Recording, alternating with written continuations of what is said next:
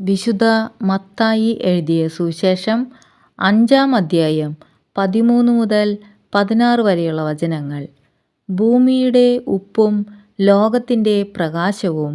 നിങ്ങൾ ഭൂമിയുടെ ഉപ്പാണ്.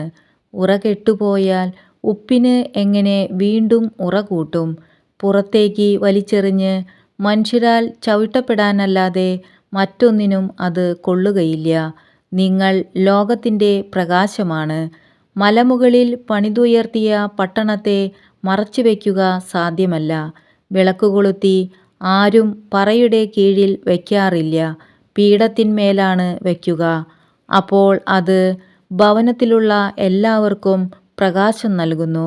അപ്രകാരം മനുഷ്യർ നിങ്ങളുടെ സത്പ്രവൃത്തികൾ കണ്ട് സ്വർഗസ്ഥനായ നിങ്ങളുടെ പിതാവിനെ മഹത്വപ്പെടുത്തേണ്ടതിന് നിങ്ങളുടെ വെളിച്ചം അവരുടെ മുമ്പിൽ പ്രകാശിക്കട്ടെ.